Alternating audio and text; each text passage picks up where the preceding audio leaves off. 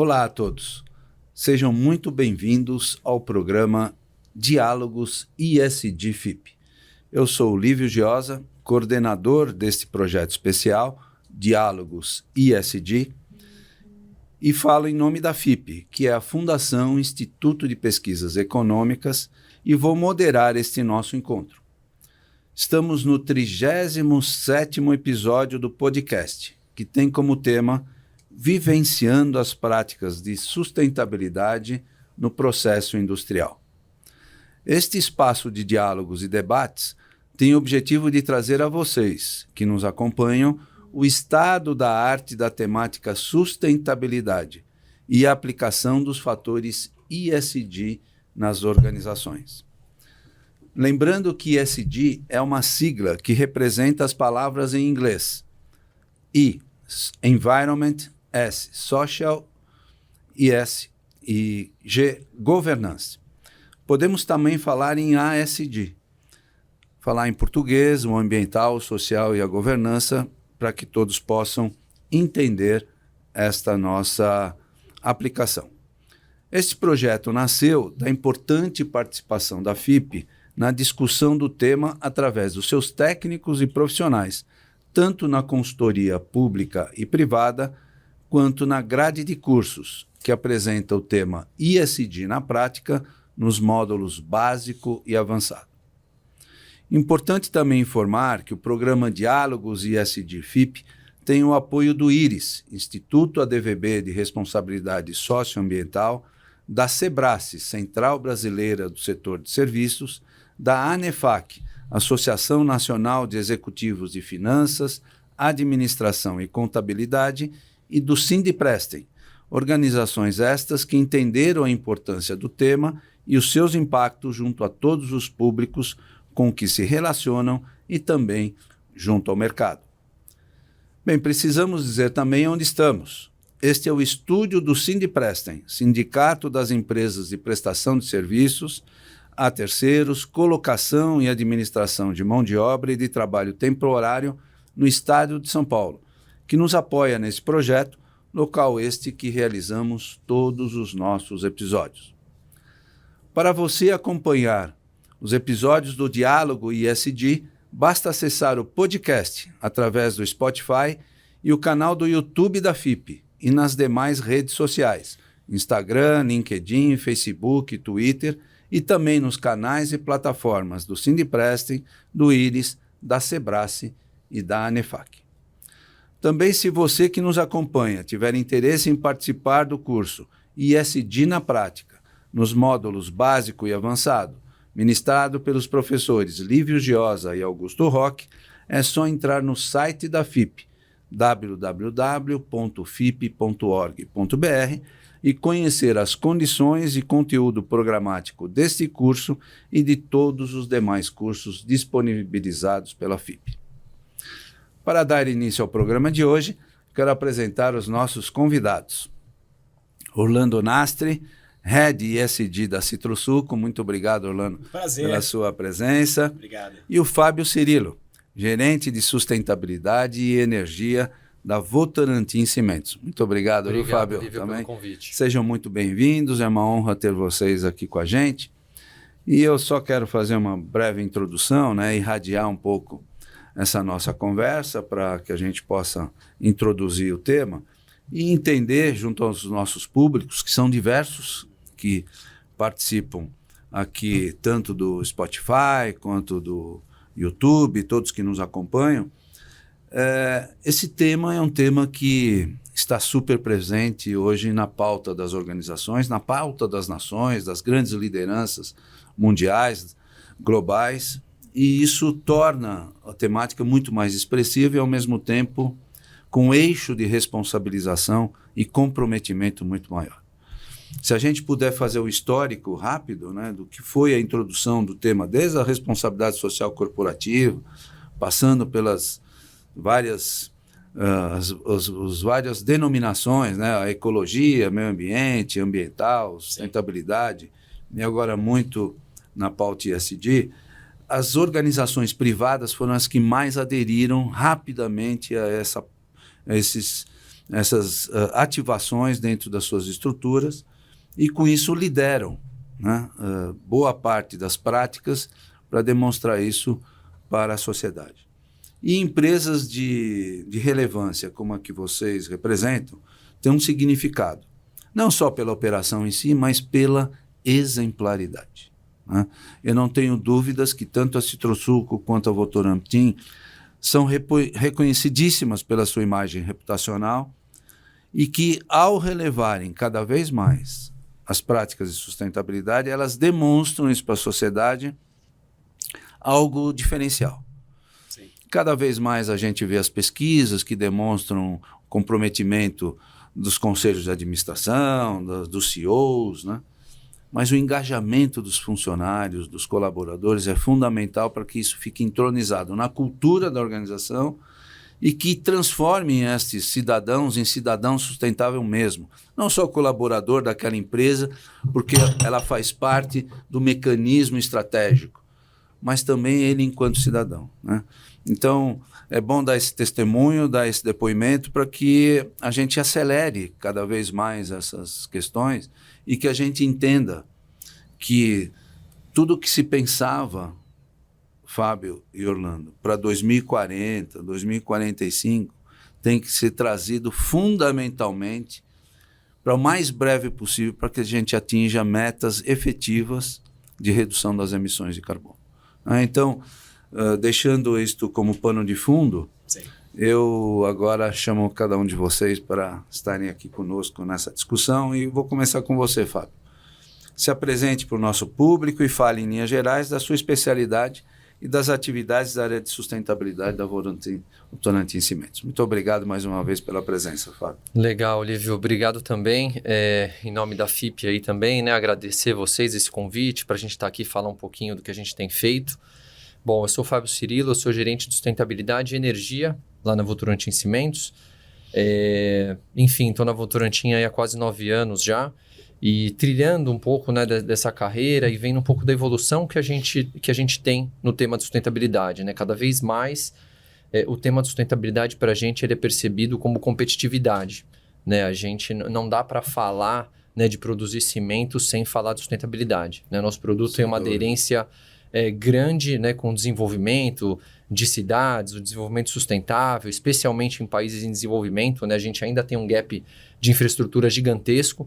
Então, o meu papel é um pouco esse, né? O meu papel é trazer sustentabilidade, sempre foi esse, né? Trazer sustentabilidade para dentro da estratégia, né? Quando a gente faz o nosso olhar de 5 anos, né? Quando a gente projeta o futuro, os nossos investimentos, a gente tem que ter sustentabilidade no radar. E a agenda de energia eu acabei incorporando um pouco mais recente, cerca de 2 anos, porque também tem uma sinergia gigante, né? Quando a gente fala de produzir cimento, boa parte do nosso impacto vem da demanda energética, né, que a gente precisa para produzir o cimento. A Votorantim Cimentos está entre aí os 10 maiores consumidores de energia elétrica no Brasil e a gente vem fazendo um trabalho muito forte com relação à energia renovável. Então, esse também é um pouco do meu papel. Posso comentar um pouquinho mais ao longo da nossa conversa. Muito bom estar aqui com vocês. Obrigado, viu, Fábio? Orlando, por obséquio, se apresente para o nosso público e fale também, em linhas gerais, das atividades de sustentabilidade e ESG da Citrosuco. Bom, muito obrigado pelo convite, prazer, Lívio, Fábio. E só nos coloque para o nosso público se vamos ter um suquinho de laranja com a nossa conversa. Esse é um bom produto, né? Muito obrigado, estou muito feliz pelo convite, especialmente aqui com o Fábio também. A gente se conhece há vários anos nessa agenda de estabilidade. Bom, eu sou Orlando, eu hoje lidero o tema ESG na Citrosuco. Citrosuco é parte também da Votorantim, metade do a sociedade é acionista, a Votorantim, outra parte é o Grupo Fischer. Então a gente está muito próximo nas interlocuções aqui das companhias. Citrosuco hoje é uma das maiores companhias do mundo de suco e ingredientes, a gente exporta para mais de 100 países. Então, o Brasil hoje ele detém mais de 70% da produção de suco global, e a gente lidera essa cadeia produtiva. Dentro das nossas fazendas, operações, fábricas e terminais, Brasil, exterior, a gente opera Bélgica, Estados Unidos, né, tem escritórios na China, na Áustria. A agenda de estabilidade é uma agenda inerente ao negócio. Assim como o Fábio trouxe aqui a importância da infraestrutura, quando a gente olha alimentos, é um tema central. A gente fala de nutrição, a gente fala de saudabilidade, a gente fala de alimentar as pessoas. E é mais percebido, né, inclusive. Né? Tá no dia a dia, tá no café da manhã, no almoço. Os hábitos de consumo fazem parte. Então, sustentabilidade, ela é parte da estratégia. A companhia hoje ela tem um compromisso público, tem metas, indicadores. A gente tem parte do nosso bônus financeiro anual atrelado aos resultados ESG. Tem governança, toda a parte de reports. Então, acima de tudo, é uma agenda estratégica conectada ao negócio, que os clientes internacionais valorizam cada vez mais, que os bancos que a gente se relaciona, eles demandam, eles têm uma expectativa. Então, a gente está completamente dentro de uma agenda do negócio. Então, a gente vai contar um pouquinho melhor sobre as práticas, especialmente você trouxe o tema de carbono. Para nós, é um tema central, né, de descarbonização, contribuir com uma agenda aí, de uma transição econômica. Então, na Citrosuco, sustentabilidade faz parte da estratégia e a gente tem atuado em várias iniciativas que a gente vai contar um pouquinho aqui hoje. Muito bom, muito legal. Fábio, a bola está com você de novo. Como você avalia, são 3 perguntas juntas para você poder nos fazer essa colocação. Como você avalia a percepção da governança corporativa na Votorantim Cimentos? E como este modelo impacta as boas práticas de sustentabilidade no contexto social? E a Votorantim tem um comitê de sustentabilidade? Legal, Olívio. Eu vou começar respondendo ao contrário, tá? Então, sim, né, a gente tem um comitê de sustentabilidade. É um comitê que foi formado por membros do nosso conselho, né, de administração. Então, é um comitê realmente onde os temas mais estratégicos, né, são debatidos sobre essa ótica. E como eu falei, né, muito pela crença de que sustentabilidade é vital para a saúde financeira, inclusive, do nosso negócio, né? E assim, a governança, né, que acho que culmina na formação desse comitê para a gente, é central, né, na discussão de sustentabilidade. Não dá para a gente estabelecer um plano de longo prazo, os compromissos externos que hoje a gente tem de descarbonização. Né, a gente tem, como indústria de cimento, né, um desafio grande em relação à descarbonização. Cimento e concreto, né, são materiais extremamente consumidos, né? Basta olhar ao redor, né? A gente tem estatísticas assim, que mostram que, se você considerar urbanização e crescimento populacional, se demanda no mundo construir uma cidade como Paris por semana. Esse é o nível, né, que se demanda infraestrutura e moradia, hospital, né, no mundo. Então, é fundamental a gente ter o nosso compromisso, né, de descarbonizar. Hoje a gente é uma empresa que tem uma meta alinhada ao Science Based Target, né, que é uma meta extremamente ambiciosa, alinhada com o Acordo de Paris, né, mostra que a gente está fazendo a nossa parte nesse caminho, mas toda essa aprovação dessas metas, aprovação desse compromisso público, o caminho para chegar lá, quanto custa esse caminho, quais são os investimentos necessários, tudo isso passa pelo nosso comitê de sustentabilidade, né? Tem que ter uma base sólida para a gente poder ter esse compromisso público e ter segurança de que a gente vai chegar lá. Então, governança, eu dei o exemplo aqui de carbono, mas ela passa pelos diversos eixos de sustentabilidade para a gente, né? Assim como o Orlando falou, a gente tem também os nossos compromissos 2030, então são 17 indicadores, né? Dentro de 7 eixos. A gente fala de ética, transparência, a gente fala de inovação, né? Inovação para a gente tem um caráter muito forte de desenvolver produtos cada vez mais sustentáveis. A gente fala de diversidade, a gente fala de segurança, de pegada ambiental, de economia circular, valor compartilhado com as nossas comunidades. Então, isso tem um papel central, né, dentro da nossa estratégia, e essa governança, né, faz isso funcionar, né, como um reloginho ali. Então, a gente tem avançado ano a ano. A gente vê, desde o ano passado, a gente tem também executivos com metas, né, relacionadas a ESG, impactando a remuneração variável. Então, isso faz, de fato, essa roda girar, né, as métricas de sustentabilidade serem prioridades, né, dentro do nosso negócio, para a gente conseguir avançar. Então, esse é um pouco do papel. E vocês, operacionalmente, reportam para o Comitê de Sustentabilidade? Ele é só pelos membros do Conselho de Administração ou também os membros da diretoria fazem parte do comitê? Sim, a gente tem os membros do Conselho de Administração, em que a gente reporta todo esse plano, né? E a gente tem o nosso diretor de sustentabilidade, que é o Álvaro Lorenz, coordenando um pouco dessa agenda. Né? Então, e que participam não só a gente aqui como Matriz Brasil, mas também as regiões. Né? A gente tem um CEO regional ali na Europa, que cuida de Espanha, Turquia, Tunísia, Marrocos, onde a gente tem operação, e também um CEO regional ali na América do Norte, nas suas operações Canadá e Estados Unidos. Então, esse comitê ele coordena essa ação global para a gente atingir essas metas. Muito legal, muito bom. Orlando, a percepção da aplicação dos fatores ESG já é uma realidade intrínseca no conceito organizacional da Citrosuco?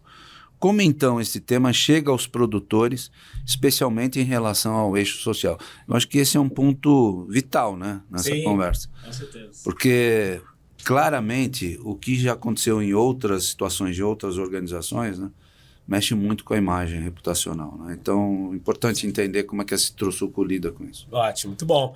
Bom, a gente tem uma estratégia, né? Essa estratégia SD, ela foi aprovada em conselho, foi aprovada em diretoria. Essa estratégia tem uma visão de 2030 com 6 compromissos. São 6 compromissos públicos, anualmente auditados. A gente tem toda a frequência de reportes, né, nas esferas de governança. Inclusive, temos conselheiros independentes que fazem parte dessa agenda. Então, em termos de estratégia, a gente tem um norte, tem um guia que a gente quer alcançar, muito claro, muito objetivo. Então, por exemplo, descarbonização, tem a nossa meta de 28% de descarbonização, comparando o ano base de 2019. Isso também atende, assim como a Votorantim Cimentos atende o Acordo de Paris, a gente também está chancelado, a gente foi a primeira companhia do setor de citros global a ter a chancela de aprovação do SBTi, que é essa plataforma que a Votorantim Cimentos também faz parte. Então, a agenda estratégica está aprovada, tem uma governança, tem os ritos, reportes frequentes. Então, ele roda constantemente. E aí, a gente desdobra essa agenda para a nossa cadeia produtiva. Então, hoje, uma parte da fruta para a produção de sucos e ingredientes, ela vem do mercado. Então, a gente tem hoje cerca de 1.000 produtores rurais no estado de São Paulo e Minas, que são parte da nossa cadeia produtiva de laranja. Eles são engajados nos programas também. E o principal programa no aspecto social, a gente chama de Trilhar. O programa Trilhar, que existe há quase 10 anos. E ele fomenta as certificações socioambientais. Então, vou dar um exemplo. Você tem lá um produtor rural que tem milhares de hectares de produção de laranja. Ele pode ter os melhores padrões socioambientais em termos internacionais. Melhores governanças, melhores práticas de conservação ambiental, direitos humanos, toda a agenda, ele pode incorporar essa agenda. E a gente estimula isso há 10 anos. Hoje, a Citrosuco ela lidera o maior percentual de fruta sustentável do setor. A gente tem implementado essas práticas, são práticas auditadas, certificadas, práticas vinculadas a uma agenda internacional, e essa nossa contribuição, uma das contribuições do aspecto social. Então, isso está na companhia, na estratégia, mas isso percorre uma agenda de cadeia produtiva com os nossos principais stakeholders. Então, o produtor rural, ele é um stakeholder muito relevante nessa agenda. Não, e, além disso, né, uma contribuição de boas práticas para, normalmente, uma atividade ou um grupo de atividades ali que não estão meio que distantes dessa pauta, né? Mas tendo uma pressão, entre aspas, boa da sua relação, né? Citrosuco com esta atividade, se repassa uma informação extremamente importante de enquadramento para o modelo sustentável de vida, sustentável de atuação. Né? E você sabe, Lívio, que é assim, interessante que como os aspectos culturais são muito importantes, a gente tem visto nos últimos 10 anos uma transformação muito poderosa no agronegócio.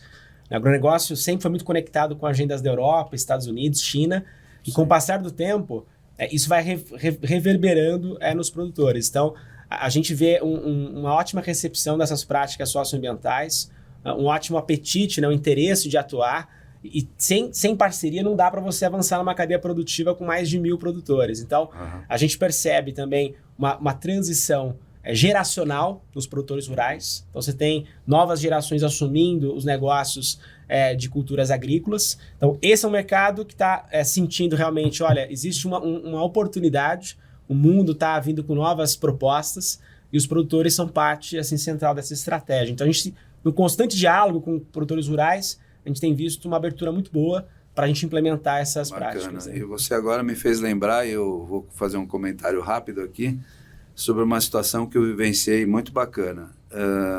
Em 2012, eu fui reconhecido pela ONU por um programa chamado, durante a Rio+20, programa Município Sustentável. Sim. São 17 eixos de introdução do modelo sustentável no município. Ou no município que você trabalha, você estuda, você reside, é o município o grande eixo transformador da sociedade. Sim. E nós implantamos esse programa na cidade de Atibaia. Não sei se vocês conhecem Atibaia. Sim. Mas Atibaia é a maior produtora de frutas com caroço do Brasil. Olha só. E flores. Uhum. E o programa foi desenvolvido não só pelo Executivo, mas também com o Legislativo. Nós criamos políticas públicas, transformação absoluta da cidade de Atibaia, né? Todo mundo diz que foi antes e depois, foi uma mudança enorme. Legal. E esse projeto atingiu os produtores rurais. E a maior dor da comunidade japonesa, que era a maior detentora das áreas de produção, era que não havia condições de continuidade do seu negócio, porque os jovens... Questão geracional. Eles queriam sair do negócio voando para ir para Campinas, São Paulo, porque Atibaia está bem no eixo, São José dos Campos. Ninguém queria ficar em Atibaia. Quando nós implantamos o projeto, mudou totalmente a percepção. Os jovens começaram a contribuir e, mais do que isso, tomar vontade de dar continuidade à atividade do seu pai, do seu avô, Sim. porque a gente foi lá e cutucou para práticas sustentáveis e era aquilo que eles mais queriam fazer. Sim. Os depoimentos destes produtores são incríveis, são emocionantes e mostram o quanto essa temática transformou naquela região, e você está dando testemunho agora da nova geração vindo e perpetrando algo totalmente bacana para a vida deles, né? E é uma maré muito positiva, né, Lívia? Além dessa questão, assim, acho que também ajuda a chegada de tecnologia para o campo, né? Olha. Vem chegando drone, né? Vem chegando digitalização, quer dizer, tudo isso ajuda, né? Não, e a gente fez lá um programa de regeneração de áreas através do bambu. Uhum. Sim. Você não tem noção. Foi algo incrível. Incrível. E os drones, começaram a usar drone para ver que partes dos terrenos tinham... Agricultura de precisão, tudo isso. Foi bárbaro. Fantástico. Muito legal. São histórias e testemunhos bacanas, né? Fábio, vou passar para você também agora. No contexto da dimensão ESG, que está já aplicado na Votorantim Cimentos, como é que você define a importância da matriz de materialidade? E como as práticas ESG da Votorantim Cimentos impactam seus fornecedores, né? Já indo para a rede. Certo. Bom, a matriz de materialidade, assim, a grosso modo, né, Lívio, ela é a nossa bússola, né? É o que vai guiar a nossa estratégia de sustentabilidade, né? A gente vai definir quais são aqueles temas que, de fato, são ultra relevantes para a gente, né? Quer dizer, se a gente pensa em sustentabilidade, tudo é importante. Mas a gente precisa ter um driver, um foco, um direcionamento de quais são os top 5, top 10 temas, né? Assim, os principais, onde a gente vai colocar mais esforço. Quando a gente olha para isso, dentro dessa nossa matriz, saltam aos olhos alguns desses temas, né? Então, mudança climática é fato, né? O setor, ele é um setor que tem um impacto considerável, né, em termos de mudança climática, pela escala de produção, né, pela escala que se demanda cimento e concreto no mundo, pela própria característica do processo produtivo. Então, a gente tem esse caminho longo pela frente de transição, usando eficiência energética, o próprio coprocessamento, que é a substituição, né, de combustível fóssil por resíduos. Vou falar um pouquinho mais desse tema também.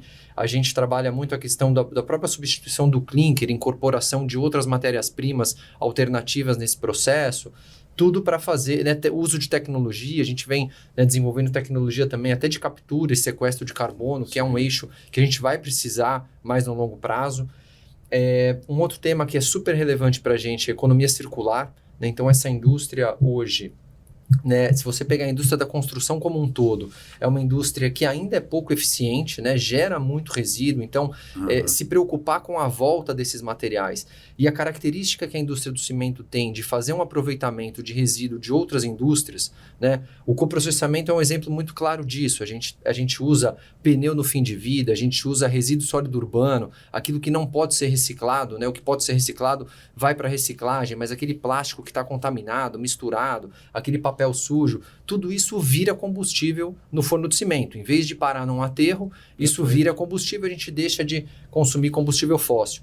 Resíduos agrícolas, a gente tem um projeto muito interessante no Pará, que a gente consome caroço de açaí. Né? Então, o caroço de açaí, né, Pará é um grande exportador, inclusive, de açaí, se aproveita a polpa e o caroço vai para o leito do rio, o caroço vai para aterro, aquilo gera metano, degrada. Então, toda a estratégia é trazer isso, usar isso como biomassa. A biomassa, inclusive, tem um caráter super interessante em termos de redução das emissões de carbono. Né? Então, esse é um eixo. A economia circular para a gente é extremamente estratégico, né? E ajuda a gente a reduzir nossa pegada ambiental. Por exemplo, quando eu deixo de produzir clinker e trago escória da indústria siderúrgica ou trago cinza da indústria termoelétrica para dentro do meu processo produtivo, incorporo isso no cimento, reduzo a pegada e ainda deixo de colocar esse material num aterro, né? Desvio esse material num aterro, isso para a gente é sustentabilidade e economia circular.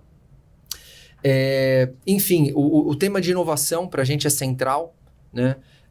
E a inovação para a gente tem até uma meta, e a nossa métrica é gerar receita com produtos sustentáveis, ou seja, aumentar esse percentual de receita que vem de produtos que a gente consegue comparar com uma solução convencional de mercado e mostrar que ele tem, né, um concreto de baixo carbono, um cimento de baixo carbono, um cimento que tem conteúdo reciclado, tem cimento que tem até 70% de escória, né, de um subproduto de outra indústria em sua composição. Então isso para a gente é um driver, né, de inovação, além dessa nova fronteira, né, que entra um pouco mais nesse aspecto da captura e sequestro de carbono, que é um eixo que vai ser importante para a indústria. Então, além disso, né, ética, transparência, integridade, acho que essa cadeia de construção também é um tema extremamente sensível. A gente tem um cuidado muito grande com isso, com código de conduta. Então, zero tolerância a desvios, né, para a gente garantir que a gente respeita, né, esse eixo, segurança. Então, tudo isso é a nossa bússola, né, o nosso norte. E a gente, dentro das práticas com fornecedores, a gente acaba estimulando que os fornecedores também cumpram com essas mesmas práticas. Né? Hoje a gente passa, 100% dos nossos fornecedores ali críticos passam por um processo de homologação que considera a sustentabilidade, né? Considera boas práticas, considera toda a questão legal, licenças, diversidade na composição, né, da liderança e por aí vai. Muito legal. E só voltando um minuto sobre a matriz de materialidade, os questionários e as percepções são feitas junto a todos os stakeholders? Sim. A gente entrevista empregados, a gente entrevista fornecedor, cliente, investidores, alta liderança, enfim, de fato, legal. Associações, ONGs. Então, a gente, de fato, quer ter uma percepção mais ampla possível para endereçar exatamente aquilo que é crítico para o nosso setor. Muito bom. Muito legal. Orlando, como a Citrosuco enxerga a aplicação das dimensões ESG e seus impactos na questão do uso dos recursos naturais na produção e da questão da circularidade? Que é um pouco já que o Fábio comentou, mas eu acho que aqui você tem mais percepção, porque é produto de consumo. Muito bom, bacana. Bom, tema de circularidade, recursos naturais é completamente estratégico para nós. A gente atua com a natureza, né, as nossas fazendas, a gente opera, né, uma cultura que é perene. Então, o pomar de laranja fica lá 20 anos operando, 15, 20 anos. Então, é uma cultura, inclusive, que ela contribui para a remoção e sequestro de carbono no solo. Hoje, em nossas fazendas, 25 fazendas próprias, estado de São Paulo e Minas, a gente remove mais de 400 mil toneladas de CO2 por ano, remove e estoca isso no tempo. Então, já é uma solução que traz uma solução natural baseado, de fato, no longo prazo da cultura agrícola. Então, esse já é um aspecto importante, né, de a gente olhar o recurso natural nessa linha.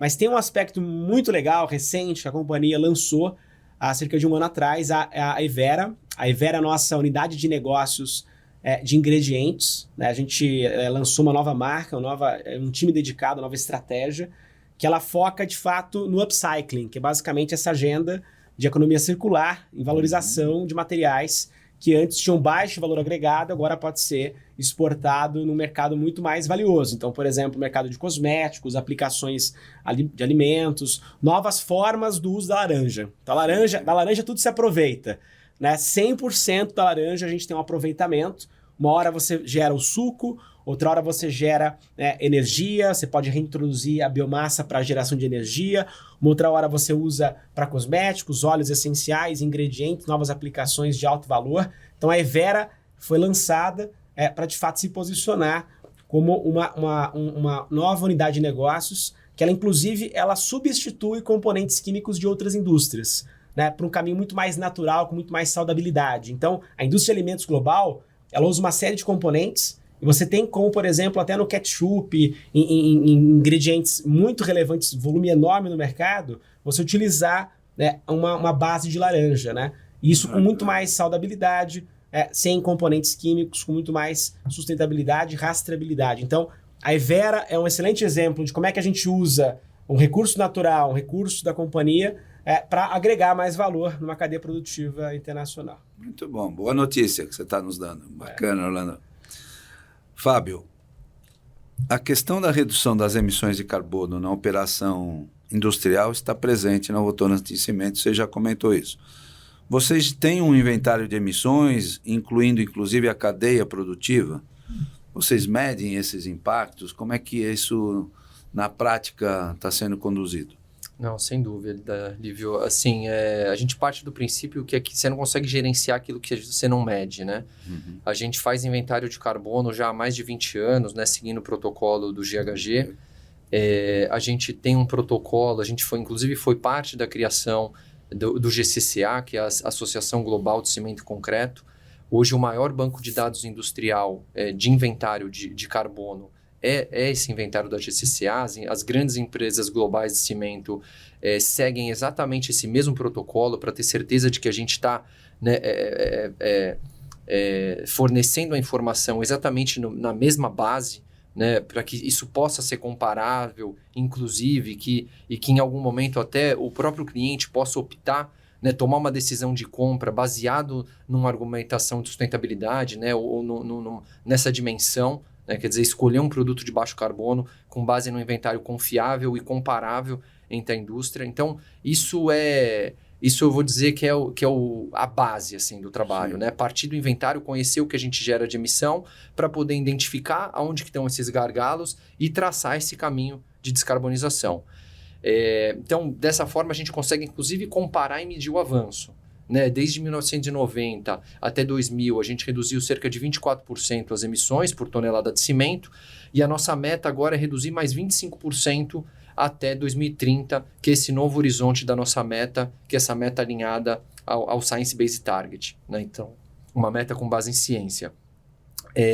Esse caminho não é trivial, né? Esse caminho é desafiador, ele passa pela questão de substituição de combustível fóssil, ele passa por elevar ao máximo a nossa eficiência energética, né? Usar matérias alternativas.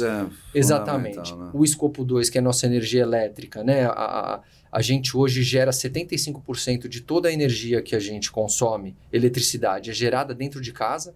Então, em hidrelétricas, PCHs que a gente opera, a gente tem uma sociedade com um parque eólico, com a Auren, e a gente acabou de entrar, foi anunciado recentemente, um grande investimento também num parque solar no norte de Minas, que vai fornecer mais 100 megamédio, né, para a nossa operação, o que vai levar a gente a 75% de toda a energia renovável e autoproduzida, né? A gente não está nem colocando na conta a fração que vem do grid do Brasil, que a gente sabe que também, né, o Brasil é abençoado nesse sentido, assim, né? Tem uma questão muito favorável em termos de energias renováveis.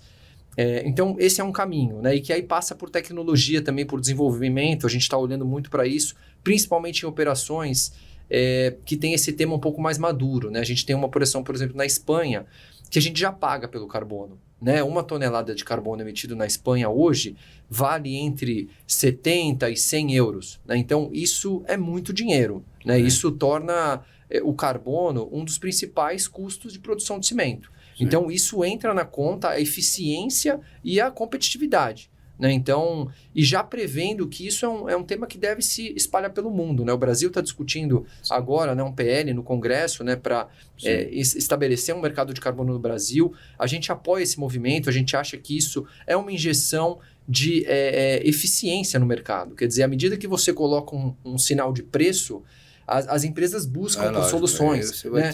Tecnologias que tecnologias que antes não se pagavam. Destrava o mercado. Exatamente, começa a avançar. Então, se a gente entende que, por exemplo, tecnologia de captura e sequestro de carbono, sem um preço de carbono, não se viabiliza. São tecnologias que dependem de $100, $150 uma tonelada de carbono para se materializarem, né? Para se viabilizarem economicamente.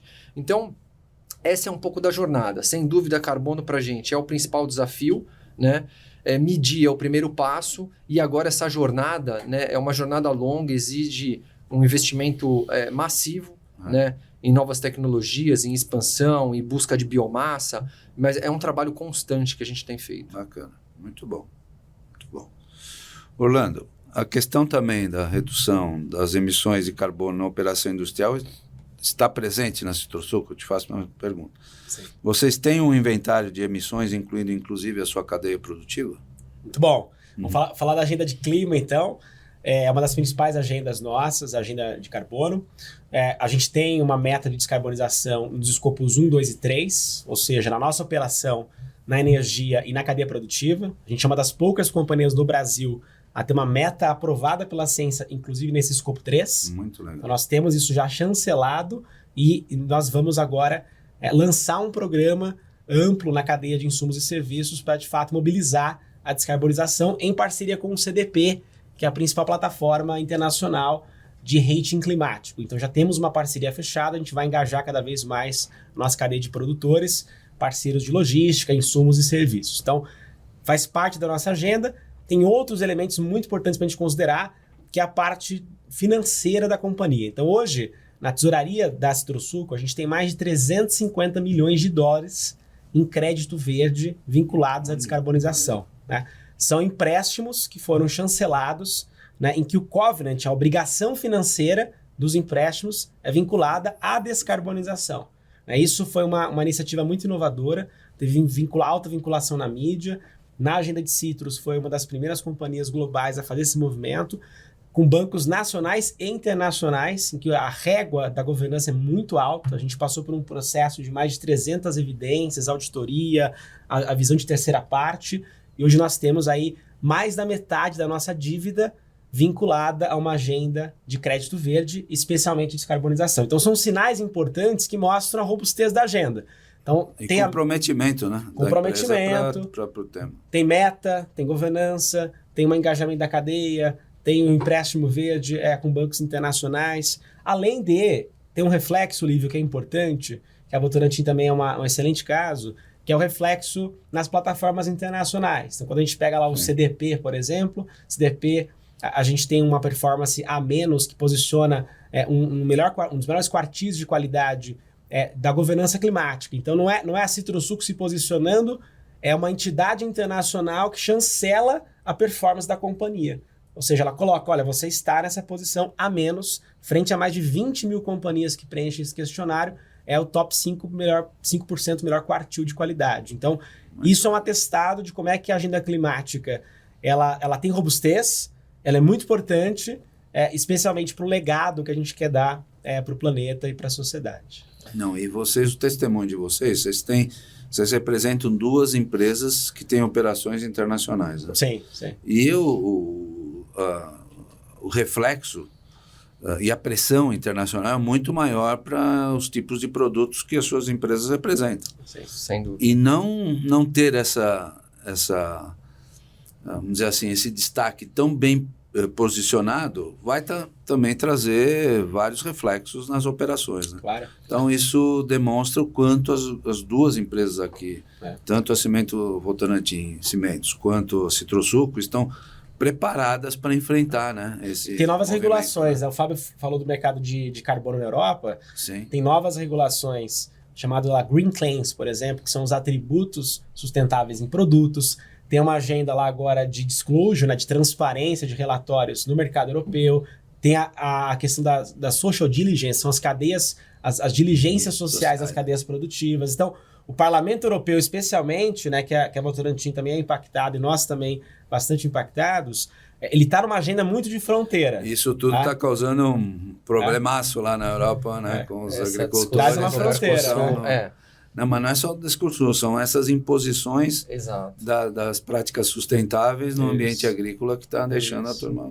Isso. Mas sobe a régua da governança também. O novo ele é sempre aquela coisa que a gente tem que impacta no início e depois tem que seguir. Né? E pegando um pouco desse gancho que o Orlando traz, né, assim, acho que um fato relativamente recente que eu percebo assim, é a entrada dos investidores nessa agenda, né? E a força com que isso tem, né? Orlando comentou aqui desses investimentos em que você atrela a tua taxa de juros a uma meta de sustentabilidade. A gente também fez a primeira operação dessa em 2018 e de lá para cá praticamente todas as operações que a gente fez tem essa linha. Então também é um incentivo que a gente tem, né, para fazer uma captação mais barato para investir em sustentabilidade, que vai trazer mais retorno. Então é um ciclo super positivo. A gente vê virtuoso, exato, a gente vê o apetite do investidor, né, para essa agenda de ESG e fugindo do risco, né, porque tem uma percepção muito forte. Se você pegar os últimos relatórios, né, do Banco Mundial, né, do Fórum Econômico Mundial, você vê lá que os top, né, os principais riscos para as economias globais são riscos relacionados ao meio ambiente. Né? Então, isso, de fato, é uma agenda de risco para o investidor. Sem dúvida. Bacana. Muito bom. Então, o papo está gostoso aqui. Fábio, eu vou voltar para você. Como a Votorantim Cimentos, nas suas operações, comunica ao mercado estas práticas ESG? E a Votorantim Cimentos ainda organiza e publica o seu relatório de sustentabilidade? Sim, Lívio, a gente tem o nosso relatório como a principal ferramenta de transparência, né, para o mercado, de tudo que a gente está fazendo. E acho que é importante deixar claro que o relatório ele não é só o que a gente está fazendo de bom, né? O relatório ele é uma ferramenta de transparência, ele é também, né, quando a gente tem algum problema na operação, né, qualquer tema mais crítico, isso precisa ser reportado, isso precisa estar ali. Né? Claro, além das boas práticas, da redução, a gente coloca lá as nossas metas, a gente coloca como que a gente está avançando. É uma prestação de contas mesmo, né, para a sociedade. Os investidores usam bastante, a gente percebe, né, como os investidores usam o relatório de sustentabilidade como uma ferramenta importante de conhecer, entender o que a empresa está fazendo. E eu acho que, além disso, o Orlando também tocou nesse tema, são os ratings ESG. Né? Uma outra forma de comunicar é o que a gente vem percebendo do mercado como uma avaliação que vem sendo feito por essas agências. As agências que sempre fizeram rating de crédito, que hoje também incorporaram o rating ESG. Sim, a gente vem performando muito bem nesses ratings, né? Tanto Sustainalytics, MSCI, a gente vem ano a ano conseguindo melhorar. CDP também, que é uma ferramenta essencial, né, para dar essa transparência de como a empresa incorpora a questão de mudanças climáticas dentro da estratégia, dentro da governança. A gente estava como a menos. Recentemente, a gente recebeu a notícia de que a gente conseguiu finalmente atingir o A, que é o top desse rating, né, dentro do CDP, que é uma ferramenta super respeitada. Então, a gente vê com muito bons olhos. O mercado também, não só uma comunicação proativa nossa, mas o mercado também medindo as empresas e mostrando, dando transparência do que é feito de bom e do que tem de risco que precisa melhorar. Muito legal. E o relatório que você publica é o modelo GRI? Modelo GRI. Tá, legal. Orlando, a pergunta próxima é essa mesmo, né? Justamente para a gente ter essa questão dos relatórios. É uma peça fundamental. A Citrosuco organiza e publica o relatório de sustentabilidade e é modelo GRI. Sim. E o que isto representa para a empresa enquanto comunicação, do mesmo jeito que o Fábio aqui esclareceu para a gente. Similar ao Fábio, é peça fundamental. O relatório é emitido há quase 10 anos. O relatório é GRI e SASB. Né? Ele é auditado. O relatório tem parecer de conselheiro externo também. Muito bom. Ele tem uma série de elementos de governança. Então, a gente estabelece esse relatório, ele é publicado anualmente, ele olha o ano safra. Vocês têm alguma... É o ano safra. Nosso caso é um pouquinho diferente. O ano fiscal nosso é safra. Então, ele é lançado... a gente tem... sempre no meio do ano, a gente fecha a safra em junho. Então, a gente tem uma diferença que a gente não segue o ano calendário. Sim. Mas, na prática, a gente tem um relatório anual, só muda a questão dos meses. É a principal ferramenta para os bancos avaliarem a nossa homologação, o nosso score, o nosso rating de crédito. É a principal avaliação, instrumento para os nossos clientes conhecerem a companhia. Como a gente está num B2B, diferente um pouquinho a realidade da Votorantim Cimentos também é B2B, mas tem o B2C, Sim. também tem muito varejo. Nosso caso é essencialmente B2B.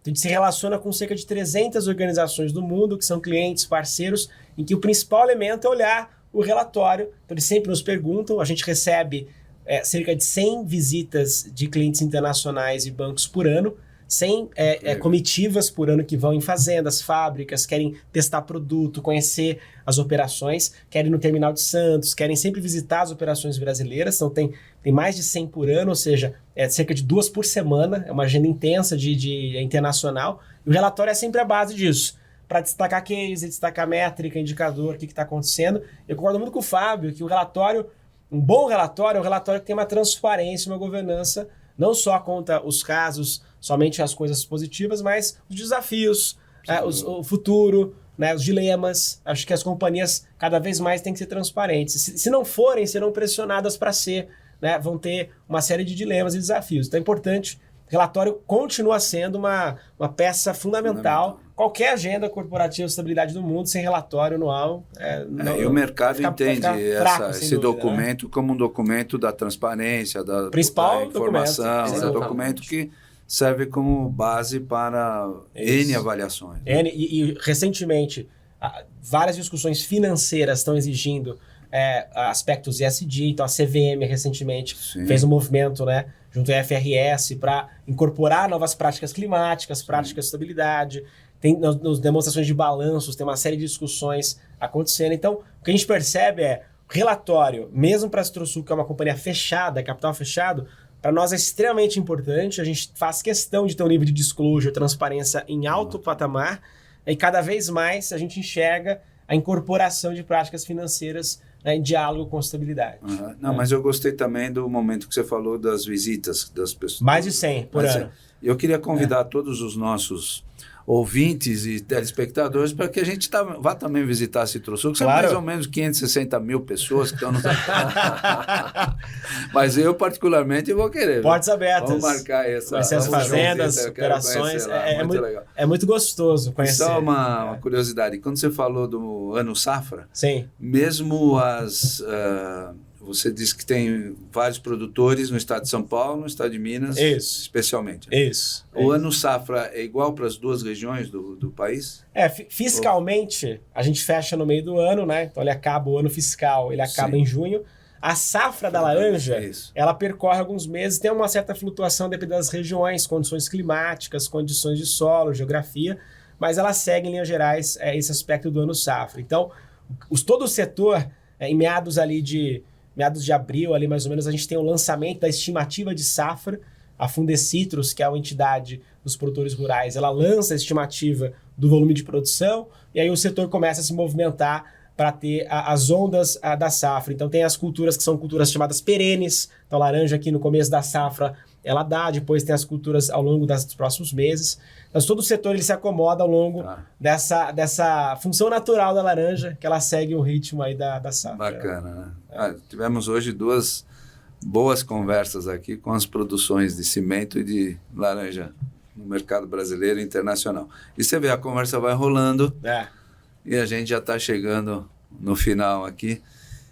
E aí eu peço a vocês, por favor, Fábio, Cirilo, começo com você, para dar seu recado final neste nosso Diálogos. Puxa, excelente bate-papo aí, prazer estar aqui com vocês. Espero que a gente tenha conseguido passar um pouquinho, e inspirar as outras empresas, nessa trajetória.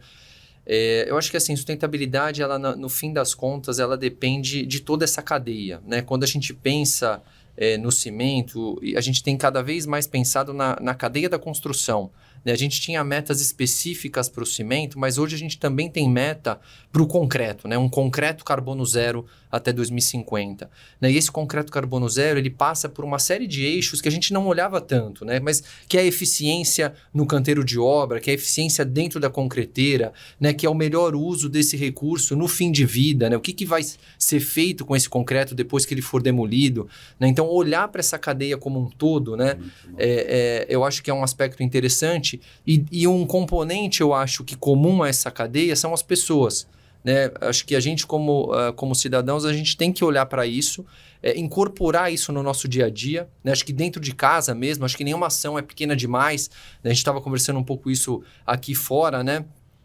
O poder que as pessoas têm de contagiar. E cada pequena ação, no fim das contas, se somam, né, em grandes impactos. Sim.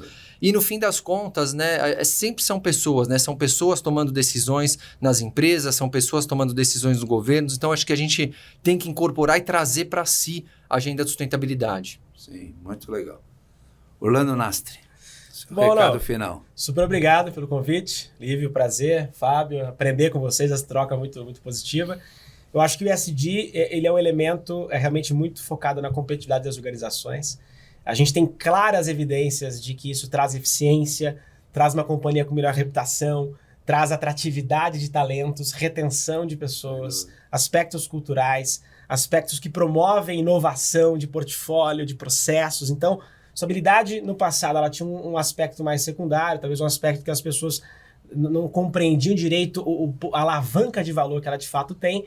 Nos últimos 5 anos, mais ou menos, a gente cresceu muito a percepção de valor. Então, acho que hoje é uma peça estratégica, está na agenda da diretoria, dos conselhos, e esse tipo de bate-papo aqui, diálogos aqui junto da FIP, dos parceiros, é muito importante para a gente disseminar as práticas, disseminar casos, conceitos, e especialmente estar aberto para o novo, aprender, trocar. Então, a Citrosuco, a gente tem uma interlocução constante com as instituições Brasil Exterior, pessoal que atua no mercado, clientes, bancos, instituições como o CBEDS, Pacto Global da ONU, entre outros. Tivemos recentemente na COP em Dubai também, na principal agenda climática, tivemos na agenda de Genebra, principal agenda de direitos humanos. A gente tem uma agenda de interlocução constante, então estar com vocês é um prazer para disseminar essas práticas. E aí, isso conecta com o nosso propósito central, que é nutrir a vida vivendo legados. A companhia tem um norte, um propósito de existência superior.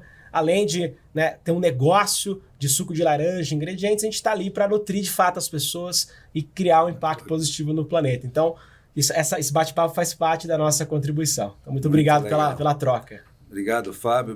Obrigado, Orlando. E, para finalizar, essa conversa é uma conversa que sobe a régua. Né? O objetivo desse diálogo é exatamente aprofundar o tema do ponto de vista da introdução dos conceitos, das práticas, né? Da inovação no contexto da empresa, mas ao mesmo tempo é chamar a atenção de todos aqueles que nos acompanham. E hoje a gente tem uma responsabilidade enorme. São mais de 600 mil pessoas que nos seguem. E, portanto, o recado é exatamente esse: deixar um legado melhor para a humanidade, olhar as próximas gerações, entender que essa responsabilidade é de cada um. Sim. A empresa faz seu papel, mas a empresa sem os seus colaboradores, sem as pessoas, ela não existiria. E são estas pessoas que devem, a curto prazo e muito rapidamente, assumir essa responsabilidade das boas práticas sustentáveis. Na empresa, meio que sob a pressão da organização, mas fundamentalmente na sua família, junto com seus amigos, junto na escola, aonde for, coloquem essas teses sobre sustentabilidade, que vai fazer parte da pauta de cada um de nós. É isso, né? Sem dúvida. Eu vou agora fazer os nossos agradecimentos muito importantes para o nosso programa.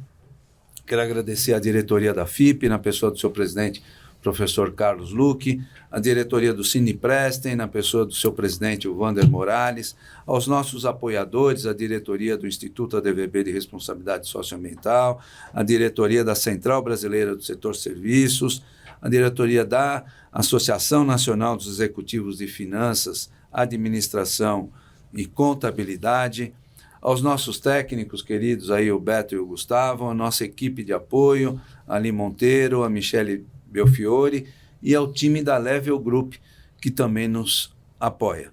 Não esqueçam de nos acompanhar no canal do Spotify, do YouTube da FIP e nos canais do IRIS, da Sebrae, da ANEFAC e do Sindiprestem e também nas redes sociais de todas estas instituições. Agradeço aos nossos convidados, vocês foram perfeitos, foi muito bacana essa nossa conversa, e também a você que acompanhou este Diálogos ISD-FIP, com o apoio do Sindiprestem, do IRIS, da Sebrae e da ANEFAC. Até o próximo episódio.